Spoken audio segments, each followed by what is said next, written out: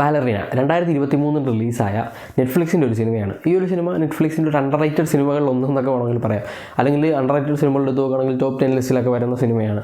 കാരണം ഈ സിനിമയുടെ ഒരു റിവ്യൂ കാര്യങ്ങളൊന്നും ഞാൻ ഇതുവരെ കണ്ടിട്ടില്ല. ഇങ്ങനെ ഒരു സിനിമ ഉണ്ടെന്ന് തന്നെ കഴിഞ്ഞ ദിവസമാണ് അറിഞ്ഞത്. അപ്പം ജോൺ വിക്ക് ഫ്രാഞ്ചൈസിയിലെ ബാലറീന അല്ല ഇതൊരു സൗത്ത് കൊറിയൻ സിനിമയാണ്. ഒരു ആക്ഷൻ ത്രില്ലറുമാണ് ഈ ഒരു സിനിമ. ഈ ഒരു സിനിമ ഓക്കെ ജസ്റ്റ് കണ്ടേക്കാം എന്നുള്ള രീതിയിലാണ് ഞാൻ പോയി കാണുന്നത്. പക്ഷേ കണ്ടു കഴിഞ്ഞപ്പോൾ ഒരു സാറ്റിസ്ഫൈഡ് റിസൾട്ട് കിട്ടി. കൊള്ളാം, നല്ലൊരു സിനിമ. അതായത് ഇപ്പം സൗത്ത് കൊറിയയിലെ ഒരു ഫീമെയിൽ ജോൺ വിക്ക് ആറ്റിറ്റ്യൂഡുള്ളൊരു നായിക എന്നൊക്കെ പറഞ്ഞു കഴിഞ്ഞാൽ ഈ സിനിമ നമുക്ക് സജസ്റ്റ് ചെയ്യാൻ പറ്റും എന്നുള്ളതാണ്. 1.5 മണിക്കൂറേ ഉള്ളൂവെങ്കിലും പ്രോപ്പറായിട്ട് ആ ഒരു സ്റ്റോറി പറഞ്ഞു പോകുന്നുണ്ട്. പിന്നെ ക്യാരക്ടറിനെ ബിൽഡ് ചെയ്ത് കൊണ്ടുവരുന്നുണ്ട്. അങ്ങനെ മൊത്തത്തിലൊരു ചെറിയ സ്റ്റോറി അത്യാവശ്യം ചെറിയ രീതിയിൽ നല്ല വൃത്തിയായിട്ട് പ്രസൻറ്റ് ചെയ്തിരിക്കുന്ന ഒരു സിനിമയാണ് ബാലറീന എന്ന് പറയുന്നത്. അപ്പം സിനിമയുടെ സ്റ്റോറി എന്താണെന്ന് വെച്ച് കഴിഞ്ഞാൽ ജാങ് ഒക്ജു എന്ന് പറയുന്ന നായിക ഒരു ഫോർമർ VIP ബോഡി ഗാർഡായിരുന്നു. ഇപ്പം അതൊക്കെ നിർത്തിയിട്ട് തൻ്റെ ബെസ്റ്റ് ഫ്രണ്ടുള്ള ചോയ് മില്ലിയുടെ കൂടെ ലൈഫ് സ്പെൻഡ് ചെയ്ത് പോകുന്നു. ഒരു കാമായിട്ടുള്ള ലൈഫ് സ്പെൻഡ് ചെയ്തു പോകുന്നു. ഈ ഒരു സിറ്റുവേഷൻ സമയത്ത് ഈ ബെസ്റ്റ് ഫ്രണ്ട് ചോയ് എന്ന് പറയുന്ന ബെസ്റ്റ് ഫ്രണ്ട് ഒരു ബാലേറ്റാണ് അല്ലെങ്കിൽ ബാലറീനയാണ്.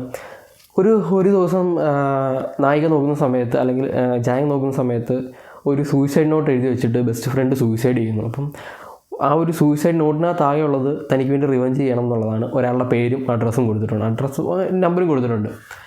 അങ്ങനെ ഈ ആളാരാണ്, എന്തിനാണ് തൻ്റെ ബെസ്റ്റ് ഫ്രണ്ട് സൂയിസൈഡ് ചെയ്തതെന്ന് അന്വേഷിച്ച് പോകുന്നതും അപ്പം തൻ്റെ ബെസ്റ്റ് ഫ്രണ്ട് ഒരു സെക്സ് ട്രാഫിക്കിംഗ് ടീമിൻ്റെ അടുത്ത് അകപ്പെട്ടു പോകുന്നതാണ്. അവിടെ അവർ വീഡിയോ എടുത്തിട്ട് അത് ബ്ലാക്ക് മെയിൽ ചെയ്തു, ക്യാഷിന് വേണ്ടി ബ്ലാക്ക് മെയിൽ ചെയ്തു എന്നൊക്കെ അറിയുന്നു. അങ്ങനെ ഈ ഒരു സാധനം എങ്ങനെ സോൾവ് ചെയ്യാമെന്നുള്ള, അല്ലെങ്കിൽ തൻ്റെ ബെസ്റ്റ് ഫ്രണ്ടിനെ കൊന്നവരുടെ അടുത്ത് അല്ലെങ്കിൽ അത് മരണത്തിന് കാരണമായിട്ട് റിവെഞ്ച് ചെയ്യണമല്ലോ.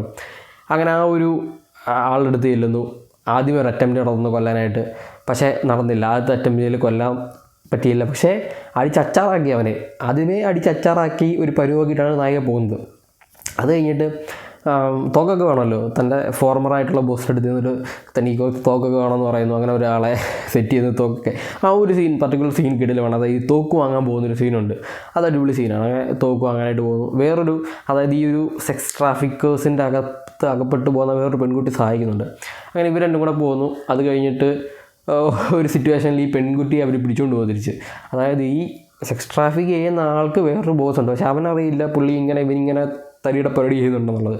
ഒരു സമയമാകുമ്പോൾ ഇത് മനസ്സിലാവുന്നുണ്ട് ഇങ്ങനെയൊക്കെയാണ്. അപ്പോൾ പറയും ഈ പരിപാടി നടക്കത്തില്ല, നമ്മൾ രണ്ടും കൂടെ ചെയ്യുകയാണെങ്കിൽ ചെയ്യാം, കാശ് ഒരുപാട് കിട്ടുന്നുണ്ടെന്നൊക്കെ പറയുന്നുണ്ട്. അങ്ങനെ നായിക ഇവരെ അന്വേഷിച്ച് തിരിച്ച് പോകുന്നത് ഒരു വെയർ ഹൗസിൽ വെച്ചൊരു ഫൈറ്റ് സീനുണ്ട്. അതായത് ക്ലൈമാക്സിലേക്ക് ലീഡ് ചെയ്യുന്നൊരു ഫൈറ്റ് സീനാണ്. ഒരു വെയർ ഹൗസിലൊരു 19 ഗുണ്ടകളും നായികയുമായിട്ടൊരു ഫൈറ്റ് സീനുണ്ട്. വെറുതെ നിന്നങ്ങ് ഫൈറ്റ് ചെയ്യുകയാണ്. അതായത് ജോൺ വിക്ക് എങ്ങനെയായിരിക്കും ഫൈറ്റ് ചെയ്യുന്നത് ആ ഒരു സെറ്റപ്പിലാണ് ഫൈറ്റ് ചെയ്യുന്നത്. അതായത് ഒരു ഫീമെയിൽ ഓറിയൻറ്റഡ് നായിക അല്ലെങ്കിൽ ഒരു സിനിമയാണെങ്കിൽ കൂടി ആ ഒരു നായികയുടെ ആ ഒരു എംപവർമെൻറ്റും കാര്യങ്ങളൊക്കെ ഉണ്ട്. ചുമ്മാ നിന്നിട്ട് ചടപട വെടിവെച്ച് കൊല്ലുമൊന്നുമല്ല, അടിപൊളിയായിട്ട് ഫൈറ്റ് ചെയ്യുന്നുണ്ട്. നല്ല ഫ്ലെക്സിബിളായിട്ടുള്ള നായികയാണ്. അങ്ങനെ അവിടുന്ന് ഫൈറ്റ് ചെയ്തിട്ട് ഈ പെൺകുട്ടി രക്ഷിക്കുന്നു. ഇവരെന്താണോ റിവെഞ്ച് ചെയ്യേണ്ടത് അതൊക്കെ റിവെഞ്ച് ചെയ്യുന്നതാണ് സിനിമ കാണിച്ചു പോകുന്നത്. അപ്പം ഇത് അത്ര ഭയങ്കര ഗംഭീര സിനിമയൊന്നുമല്ല ഞാൻ പറയുന്നത്, പക്ഷേ ഒരു വൺ ടൈം വാച്ച് ചെയ്യാൻ പറ്റുന്ന ഒരു അടിപൊളി സൗത്ത് കൊറിയൻ ആക്ഷൻ ത്രില്ലർ സിനിമയാണ് ഈ ബാലറീന എന്ന് പറയുന്നത്.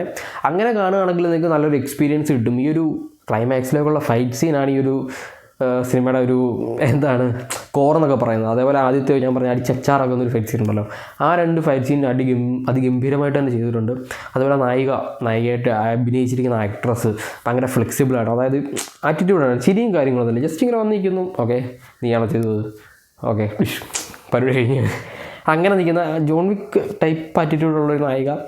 അങ്ങനെ പോകുന്ന ഒരു അടിപൊളി സിനിമ. നിങ്ങൾ ഇങ്ങനെ ആക്ഷൻ ത്രില്ലറുകൾ ഇഷ്ടപ്പെടുന്ന ഒരാളാണെങ്കിൽ നിങ്ങൾക്ക് കാണാൻ പറ്റുന്ന ഒരു അടിപൊളി സിനിമയാണ് ബാലറീന.